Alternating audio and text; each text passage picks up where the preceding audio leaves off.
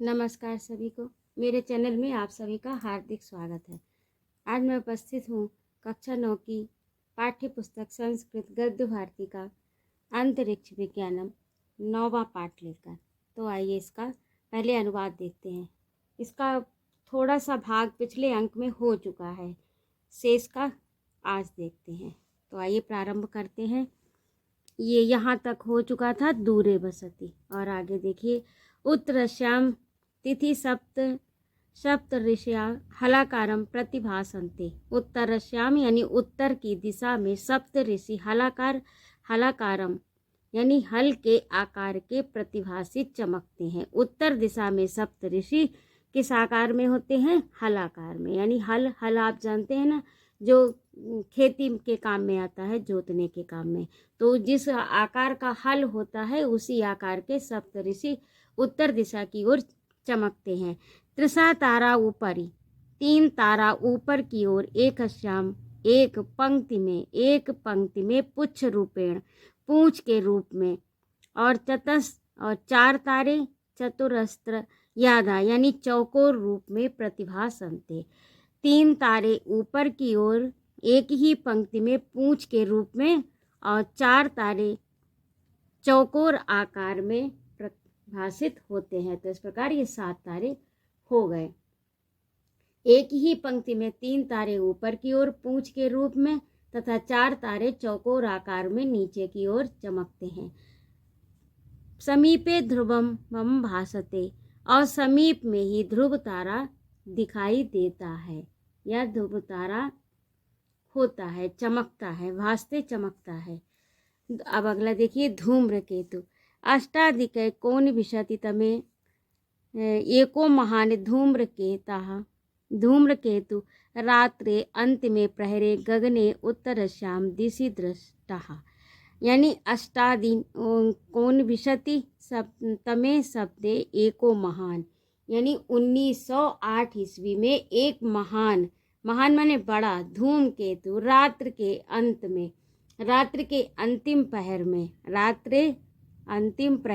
के अंतिम पहरे में गगन यानी गगन में, आकाश में, उत्तर की दिशा में दृष्टा दिखाई दिया था। यानी 1908 में एक महान धूम्रकेतु रात्र के अंतिम पहर में उत्तर दिशा की ओर दिखाई दिया था। इसी प्रकार द्वितीयो धूम्रकेतु, दूसरा धूमकेतु दशाधिकोन विशति तमे ख्रीटाब्दे अपि वीक्षतो जनय। इसी प्रकार इत्थम का अर्थ होता है इसी प्रकार दूसरा धूमकेतु 1910 में लोगों ने देखा, या लोगों के द्वारा देखा गया। धूम्रकेतु पुच्छम अति विशालाम अल्पयासा वाष्पेण निर्मितम भवति। धूम्रकेतु की पूंछ अति विशाल, ये जो कैसा होता है, धूम्रकेतु की पूंछ जो है वो विशाल पूंछ, धूम्रकेतु की विशाल पूंछ जिसका थोड़ा सा भाग, अल्पयास यानी थोड़ा सा भाग, पूंछ जो है इसकी बड़ी होती है, विशाल का अर्थ बड़ा। धूम्रकेतु विशाल पूंछ वाला, अल्पया थोड़ा सा, बाष्पेण निर्मित भवति और थोड़ा सा बाष्प से निर्मित होता है। 1 किलोग्राम भारात्मकम परिमाणम प्रायः भवति, यह लगभग 1 किलोग्राम भार का होता है। धूम्रकेतु सौर साम्राज्यस्य परिवारो न अस्ति, धूम्रकेतु सौर मंडल परिवार का नहीं है। अयम सौर जगता बहिरेव, यह सौर जगत से यानी सौर मंडल से बहिरेव, बाहर ही, इतस्ततः इधर उधर, परिभ्रमत इधर उधर घूमता है। ये सौर मंडल के बाहर ही इधर उधर घूमता है।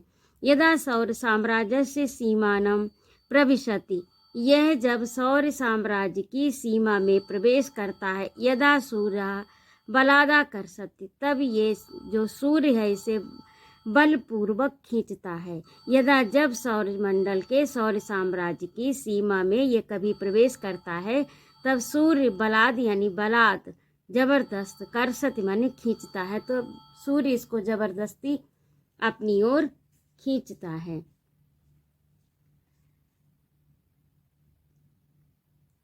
कहाँ तथा सूर्या बलादा कर सकती यानी बलपूर्वक खींचता है। यावत ना परिक्रमते तावत मुक्तो ना भवति। जब तक ये परिक्रमा यानी घूमता नहीं है तब तक ये मुक्त नहीं होता। अयम अतिथि, यह अतिथि देव योग से सौर्य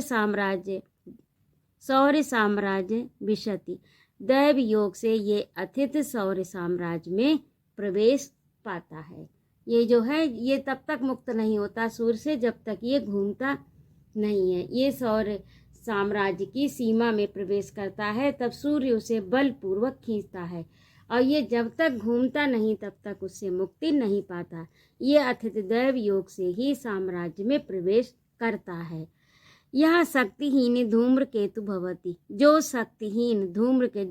धूम्रकेतु शक्तिहीन होते हैं, सा सततम, वे लगातार परिभ्रमणेव तिष्ठति। जो धूम्रकेतु शक्तिहीन होता है वह लगातार घूमता ही रहता है। कश्चन नश्यतेव, और कोई नष्ट भी हो जाता है। जो शक्तिहीन धूम्रकेतु होता है वह लगातार घूमता ही रहता है और कुछ नष्ट भी हो जाते हैं। यह एनप अपसुगन अपशकुन अस्यापि दोतकम मन्यते। यह अपशकुन का दोतक यानी सूचक है ऐसा माना जाता है। ये अपशकुन का सूचक है ऐसा माना जाता है। अब अगला देखिए, उल्का। गहने निशीथे यदा गगन अति स्वच्छम भवति।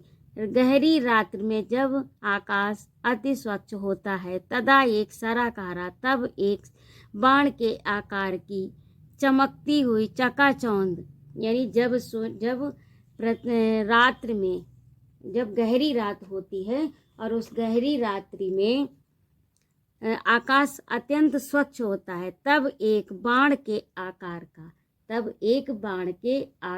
का अत्यंत चमकदार, विभ्राज युष्ण का अर्थ होता है चमत्कार, अत्यंत चमकदार, चाकचिक्यम चकाचौंध करता हुआ पुंजीभूत प्रकाश, यानी प्रकाश का पुंज, सकलम पूरे, नभम आकाश को, दुधाम दो, विभजनम दो भागों में बांटते हुए। जब गहरी रात में गगन आसमान अत्यंत स्वच्छ होता है तब एक बाण के आकार का चमत्कार करता हुआ यानी चकाचौंध करता हुआ अत्यंत चमकीला चकाचौंध करता हुआ पुंजीभूत प्रकाश का पुंज पूरे नभ को दो भागों में विभाजित करते हुए महता बड़े वेग से धावत दौड़ता दूरम गत्वा दूर जाकर लुप्तो अपि भवति। तब ये जो है बड़े वेग से दौड़ता हुआ दूर जाकर लुप्त भी हो जाता है। जना लूका त्रुटिता इति कथयन्ति। लोग इसे लूका त्रुटिता यानी लूक टूटा इस प्रकार से कहते हैं। लोग क्या कहते हैं कि लूक टूटा, और ये आगे जाकर गायब हो जाता है। लोग इसे लूक टूटना कहते हैं। और उसे देखकर तम दृष्टवा पंच पुष्पाणाम, उसको देखकर 5 पुष्पों के नामों का उच्चारण करते हैं। केजन ष्ठी वनेन अशुभ निवारणम कुर्वते। कोई अशुभ निवारण करने के लिए अपने अशुभ का निवारण करने के लिए थूक देते हैं।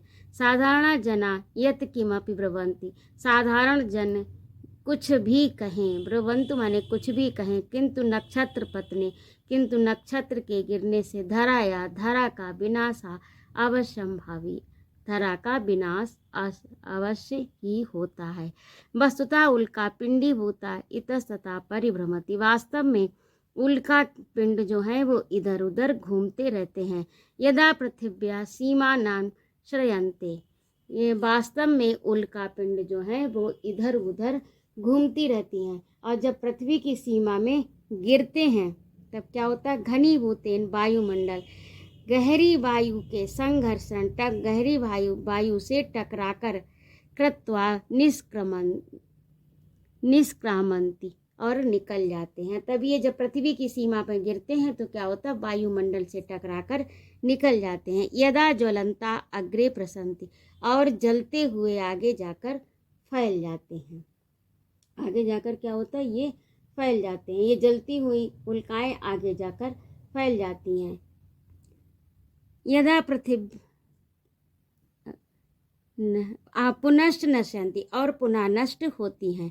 कदापि अर्ध ज्वलन अवस्थायाम, कोई आधी जली हुई अवस्था को, अर्ध जली अवस्था को यानी आधी जली हुई अवस्था को प्राप्त होकर पतित्वा, गिर कर भूम विशंति, भूमि का नाश करती हैं। जो अधजली होती हैं और पृथ्वी पर गिर जाती हैं, वे पृथ्वी को क्या करती हैं, फिर वे नष्ट हो जाती हैं। और कभी कभी जो आधी जली हुई अवस्था में गिरकर पृथ्वी में प्रवेश करती हैं, इस प्रकार की कलकत्ता में उल्काएं।